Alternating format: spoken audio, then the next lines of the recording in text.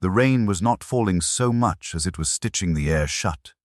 It blurred the streetlights and made ghosts of the passing cars, and when the bus hissed away from the stop on Canal Road, its taillights smeared into a red ribbon and were gone. I remember the sound of water more than anything else.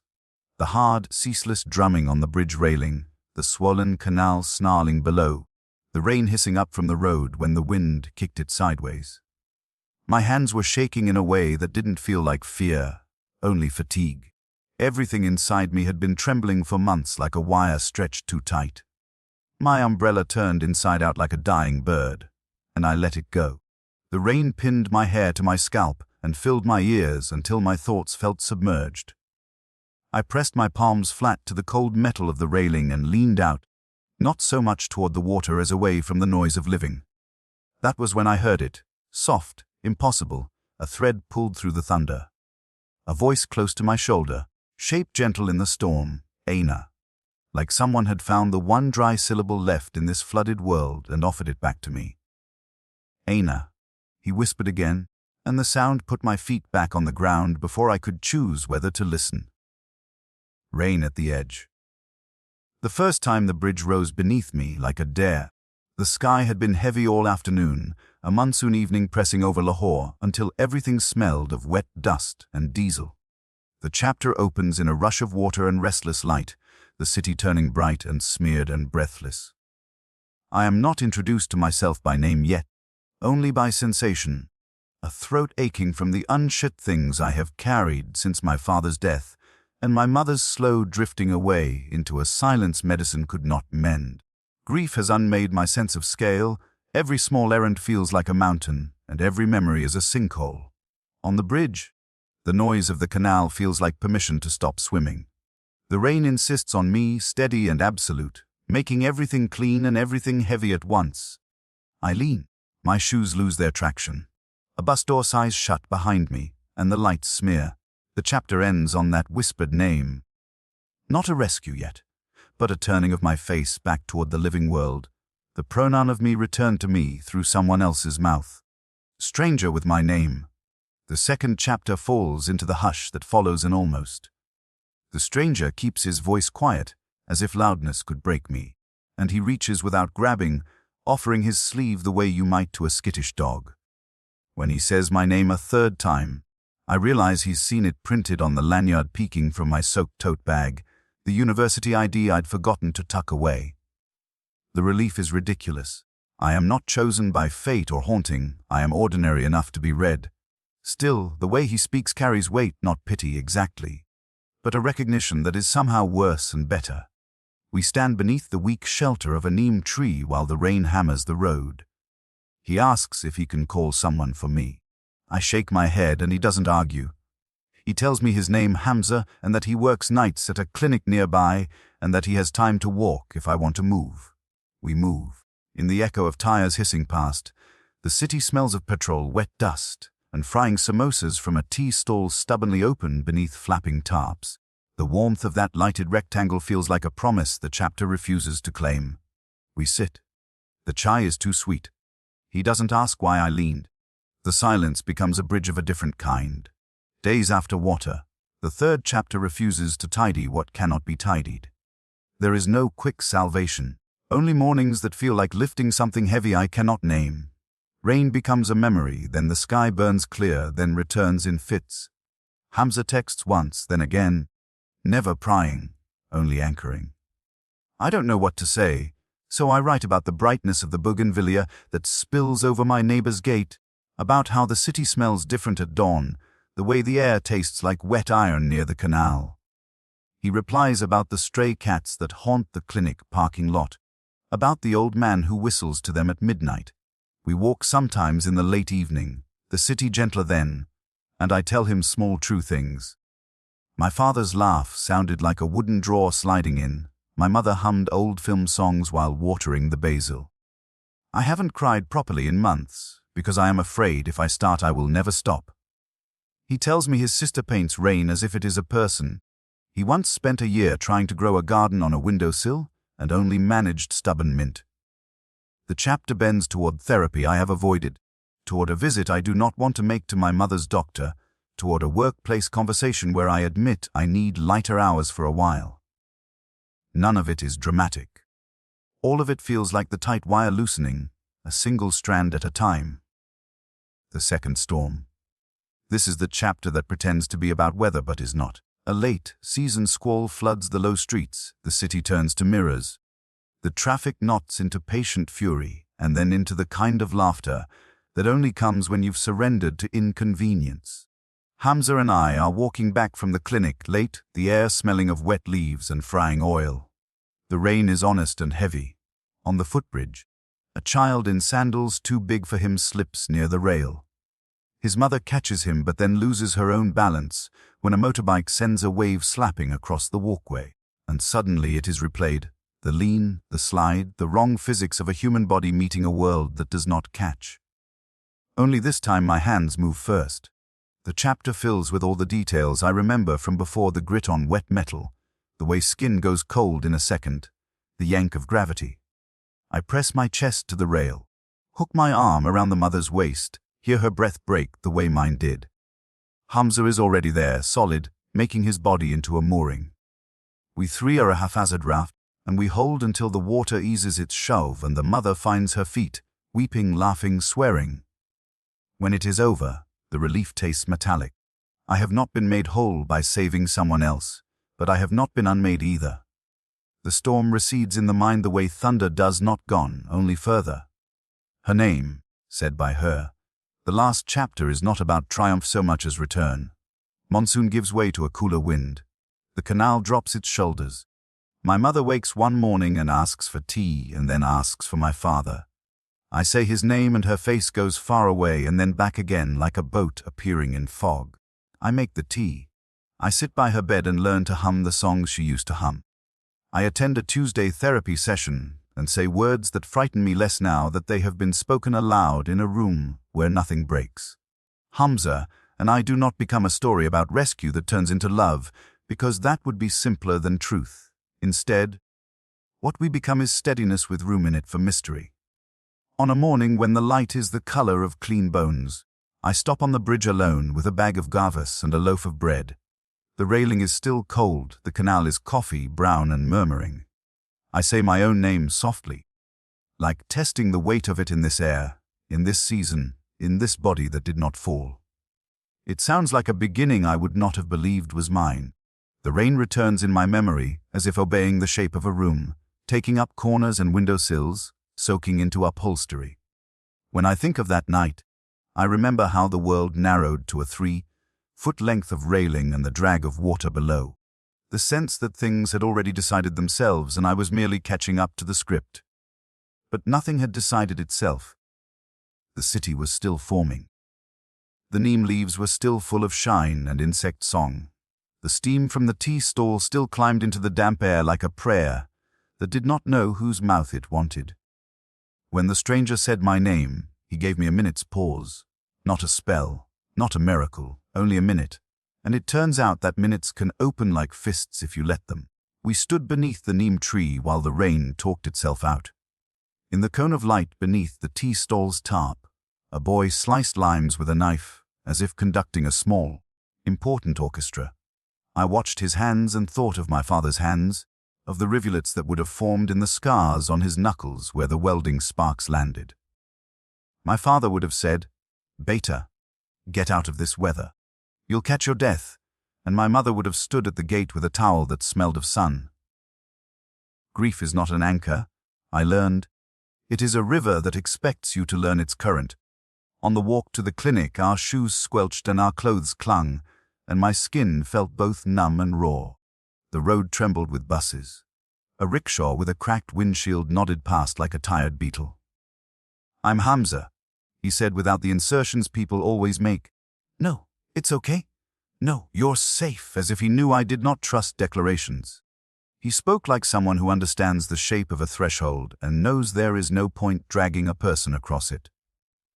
When he asked if I wanted chai, I hesitated long enough for him to say, "We can stand under the tree instead."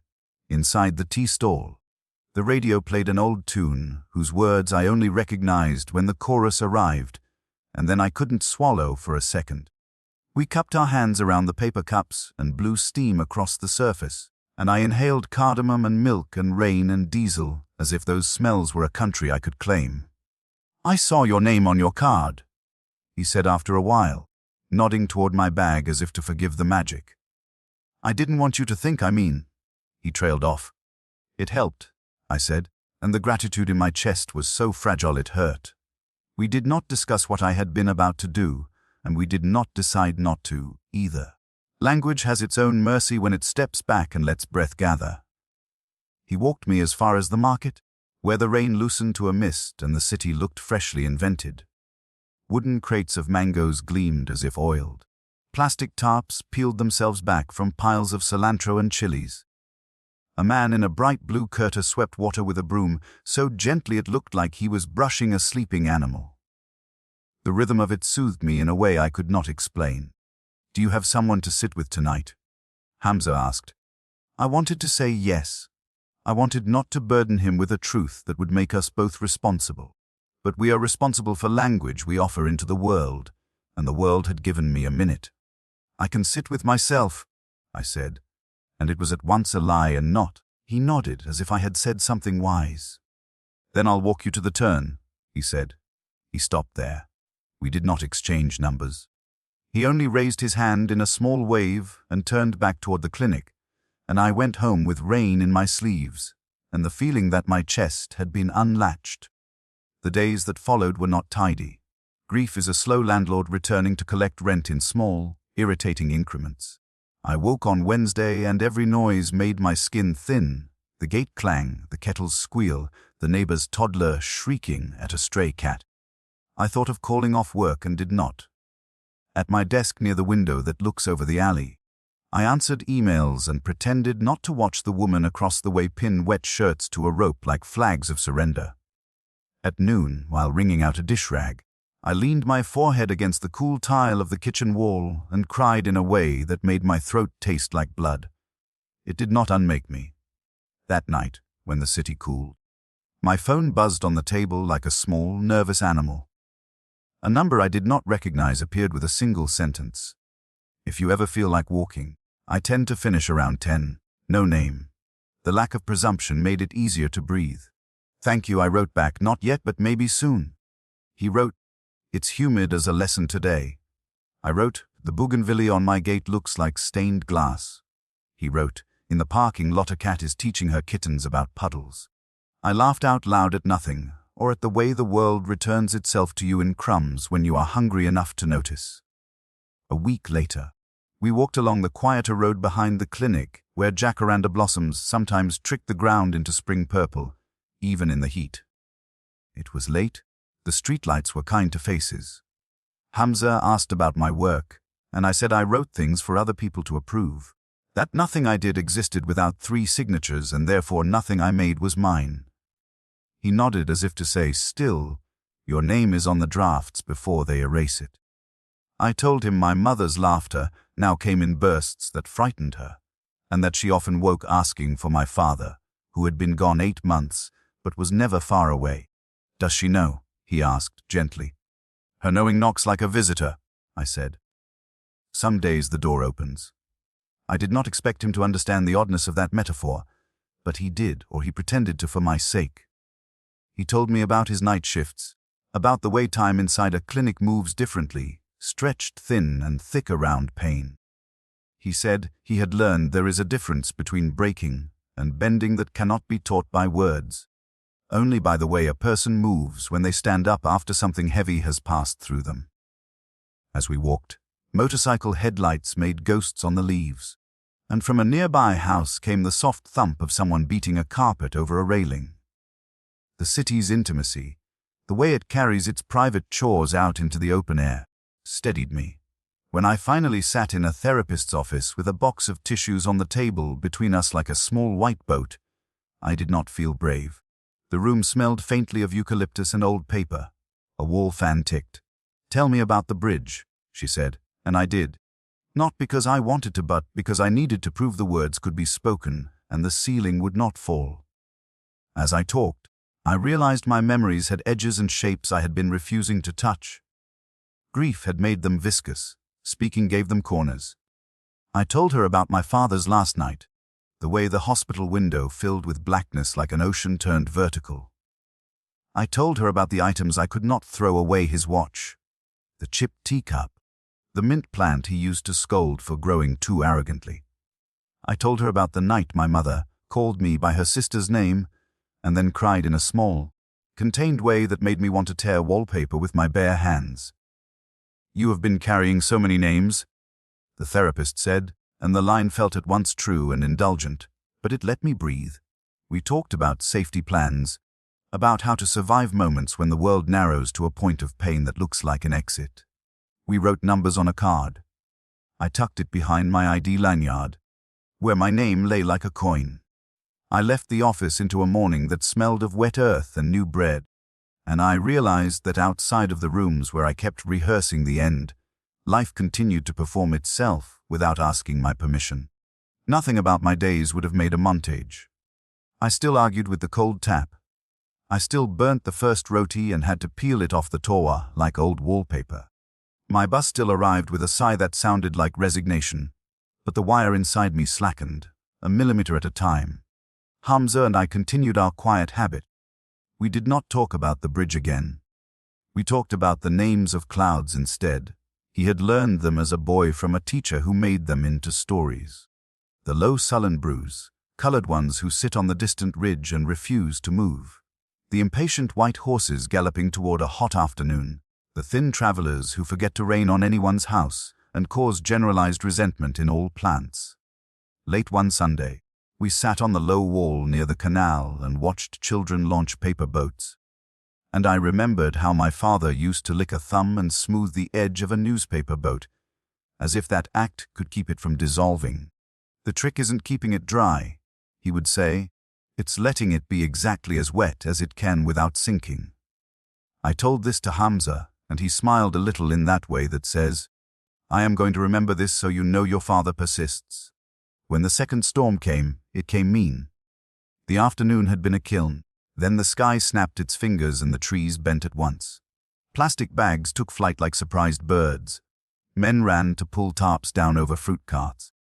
The first drops were the fat kind that strike dust into miniature explosions. By the time I reached the clinic, the gutters were glassy and the power had flickered 2-3 times. "We should wait," Hamza said, looking toward the door where rain hung like a beaded curtain. But he had been on shift for 12 hours and the air inside had that stale aftertaste of disinfectant and despair. We both wanted the smell of rain to rinse it out. Outside, the street turned into a version of itself that was both uglier and kinder. Everyone was slower. The horns softened. People shouted to each other, not in anger but in warning. Near the footbridge, the walkway shone black as oil. I saw the child first, the way a person sees danger with the back of the eyes. He ran with the rolling gait of a toddler, sandals slapping, hair plastered to his skull. His mother called after him, and when he turned, his grin broke me with its trust. Then the bike sliced a sheet of water at them. The mother flinched. The child reached for her and slipped. The mother lunged, and her own foot went skidding toward the gap between plank and rail. I did not decide. I found myself at the rail so fast my hip would bear a bruise for a week. The metal was colder than the air, and the water below snarled like a dog that has already decided to bite. I grabbed the mother around the waist, and in the process I slammed my forearm into the edge of the rail, and I heard myself make an animal noise that existed before language. Hamza's hands were on my shoulders, then on the mother's arm, then on my elbow, steadying each of us as if we were pieces of a small, dangerous tower. "It's okay," he said. But this time there was room in the words for the possibility that it was not, that we were making it okay by inches and might fail anyway. The mother's breath was a metronome of panic. The child, to his credit, went still, eyes enormous, as if he understood that his stillness was part of the mathematics that would keep his mother upright. "Hold on to me," I told her, and it was then the punchline of some cosmic joke, and I wanted to laugh, but I would have drowned if I let anything out that wasn't breath. We found footing. We rocked back. We stood. Afterwards, we were soaked to the bone in that way that makes your clothes feel like apologies. The mother pressed her cheek to her son's hair and sobbed the way a person does when the air is too much gift. She kept saying thank you and sorry and I forgot, and he ran and I should have and I didn't and oh God, as if language could pay what fear had charged. I wanted to say, you owe no debt to this moment. It took your weight and did not crack. It's enough. But I only nodded and let her speak until speaking wore itself out. When we turned toward home, my knees were rubber, and the laughter that shook me felt unfaithful. But it was the only release my body could find. Your arm, Hamza said, and I looked down as if noticing bone for the first time. Purple already made a map there, beautiful and ridiculous. A souvenir, I said. We walked in silence until the rain gentled. In that cooling minute, the world tasted rinsed. Somewhere distant, a generator coughed to life, and the sound reassured me with its ugly persistence. Things try to continue. It's a vulgar miracle, but it is a miracle. If this were a cleaner story, the saving would have saved me. The truth is I felt both lighter and furious. Light because I had been useful to a stranger in the precise space where once I had wanted to vanish. Furious because there is an infantile part of me that wanted the storm to grant me amnesty from further storms, as if the world owed me a ceasefire for good behavior. Therapy has taught me to greet those contradictions like relatives you did not invite, but who arrive with samosas anyway. That night, I stood at the sink and watched blood from my scraped forearm turn the tap water pale and thread-like. And I thought of all the times I expected hurt to be proof of something, and all the times it was just hurt. In the mirror, my face looked older in the mean light. I pressed a towel to my skin and whispered thank you to it for being the first house I ever lived in.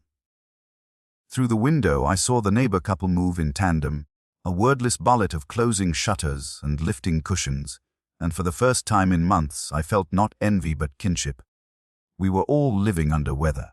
My mother slept through the storm with the calm of someone who has folded into a private climate. In the morning, she woke asking for my father. Her face did its little journey when I said his name, the voyage out and back. I made tea. I sat on the edge of her bed and held her wrist while she complained about the sugar. When she began to hum an old latte song off key, I hummed too.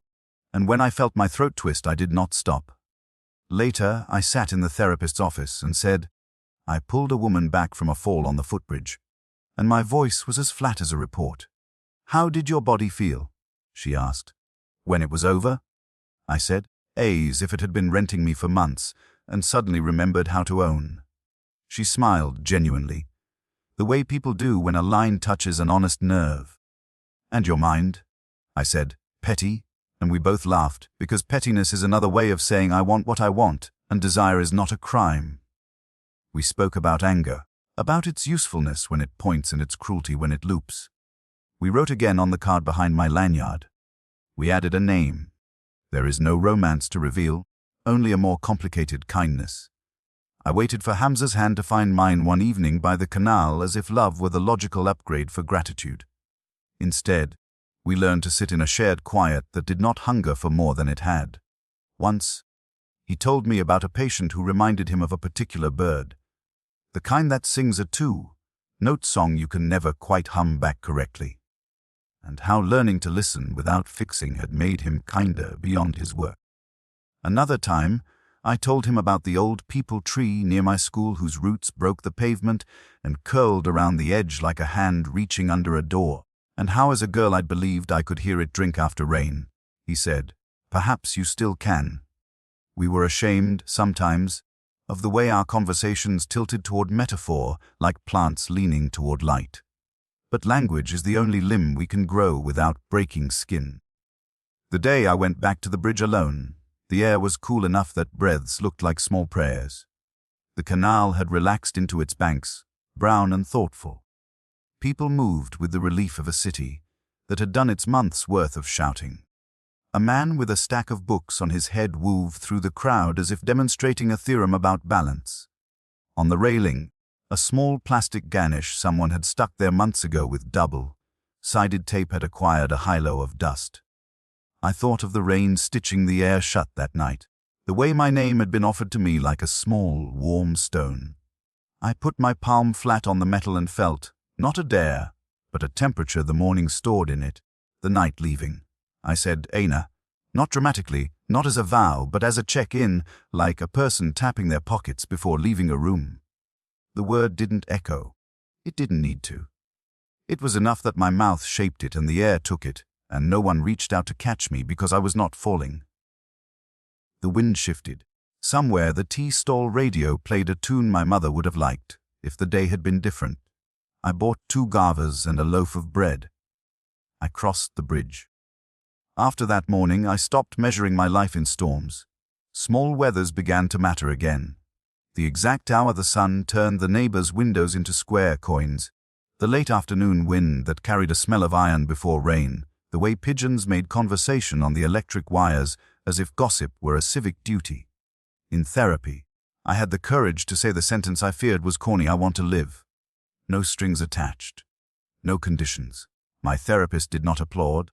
She only nodded as if I had finally described the shape of the room we'd been sitting in the whole time. With my mother, I learned to ride the surf of her forgetting without swallowing it. On days when she called me by a distant name, I answered to it, and then, later, in the kitchen with my hands in the sink, I spoke my own name into the dishwater like a secret code and felt the relief of something I could keep. With Hamza, I permitted unspectacular days to be the miracle they are. We were not each other's salvation. We were witnesses, and it turned out that witnessing is a kind of rescue when done correctly. Quietly, consistently, without tugging. The bruise on my arm faded from violet to mustard to the faintest yellow you have to tilt your skin in a certain light to notice. I kept noticing, not the mark, but the impulse to check.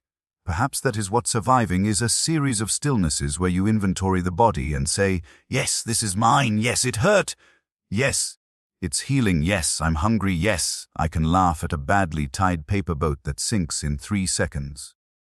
When the monsoon left for real and smoke replaced rain in the air, because someone somewhere is always burning something, I missed the noise of water and did not resent the quiet that came in its place.